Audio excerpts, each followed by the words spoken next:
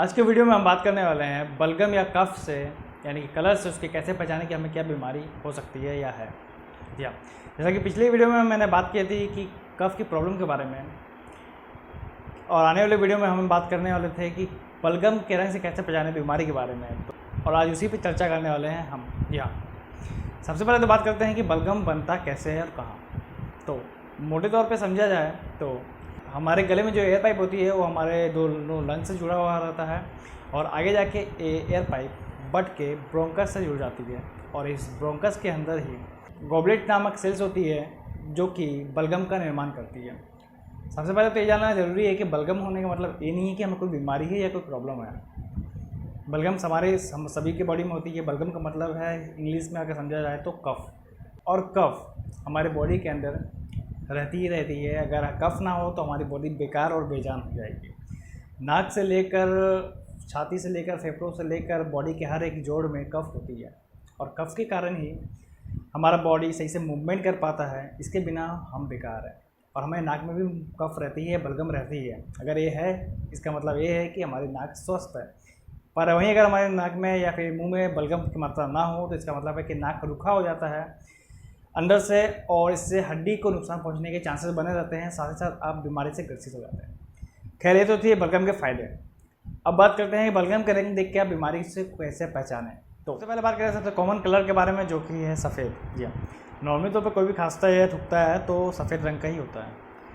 अगर सफ़ेद रंग के बलगम की बात करें तो जब भी कफ निकलता है अगर सफ़ेद रंग की हो तो इसका कारण हो सकता है कि हमें टीबी, अस्थमा, COPD या ILD जैसी प्रॉब्लम्स हो। वैसे देखा जाए तो ILD की जो बीमारी होती है उसमें कफ नहीं बनता, कफ बनता ही नहीं है या निकलता ही नहीं बाहर।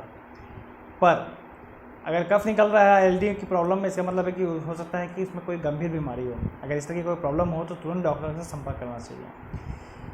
पर मोटे तौर पे देखा जाए तो सफ़ेद रंग का बलगम यही बताता है कि हो सकता है कि हमें मामूली तौर पे कोई इन्फेक्शन हो, खांसी हो, जुकाम हो। यानी नॉर्मल तौर पे सर्दी, खांसी, जुकाम में भी सफ़ेद कलर के ही बलगम निकलते हैं, पर टीबी या अस्थमा में भी इसी तरह की प्रॉब्लम्स होती है। पीले या हरे रंग का बलगम निकलना।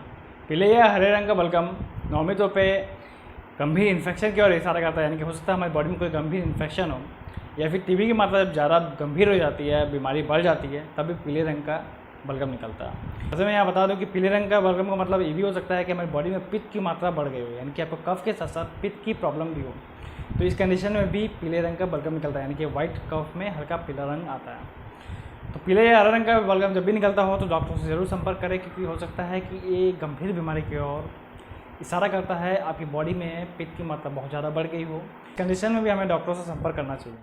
अगर बलगम ज़्यादा गाढ़ा, चिपचिपा पीले रंग का होने लगे, यानी कि गोल्डन कलर का हो, तो इसका मतलब ये हो सकता है कि एक गंभीर इन्फेक्शन हो सकती है, या बॉडी में कफ की मात्रा बहुत ज़्यादा बढ़ गई हो, या फिर हमें एलर्जी, अस्थमा जैसी प्रॉब्लम हो, या फिर जब नाक में मोल्ड स्पॉट जैसी प्रॉब्लम होती है तब भी बलगम का कलर गोल्डन कलर का होता है। मोल्ड स्पॉट से मतलब है कि नाक में हमेशा नमी बने रहना, नाक में हमेशा चिपचिपा या गीलापन रहना, यानी कि नाक हमेशा बहते रहना भी एक तरह से आप समझ सकते हैं, या फिर अंदर में ही बलगम का ज़्यादा जमाव होना, ये भी मोल्ड स्पॉट्स ही कहलाता है। तो इस कंडीशन में भी गोल्डन कलर का बलगम निकलता है।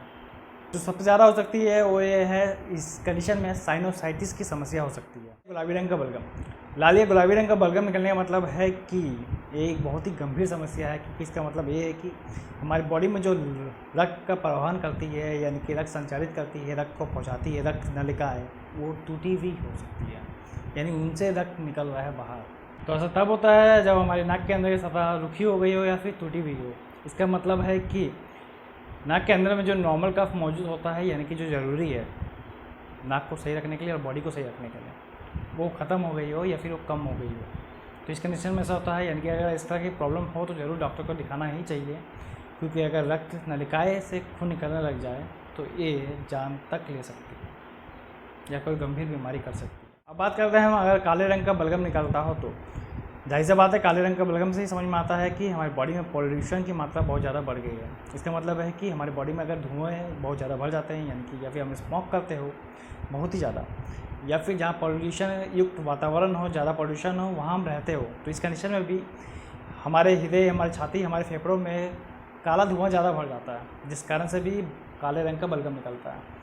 अगर काले रंग का बलगम निकल रहा हो तो इसमें बिना देर किए डॉक्टर को दिखाना चाहिए, चेस्ट एक्सरे कराना चाहिए, क्योंकि इसका एक रीज़न क्या सबसे बड़ा रीज़न यही है कि बॉडी में काला धुआं या फिर ज़्यादा भर चुका है गंदगी, जिसके कारण सांस लेने में दिक्कत कभी भी हो सकती है, कभी भी अस्थमा या टीबी या ब्रोंकाइटिस की प्रॉब्लम आ सकती है। यहाँ तक कि इसमें हार्ट अटैक आने का खतरा भी हो सकता है, क्योंकि रक्त नलिकाएँ जो हमारी होती है वो पूरी तरह से दूषित हो जाती है, फिर वो खून का संचलन सही से नहीं कर पाती। तो इस कंडीशन में हमें ध्यान रखने योग्य बात है कि हम उस कंडीशन में या तो उस जगह को छोड़ दें या फिर अपनी बॉडी को अंदर से साफ़ करें। ये तो है मोटे तौर पे कुछ बलगम के रंग और कुछ बीमारियाँ जो बलगम के रंग से हम पहचान सकते हैं।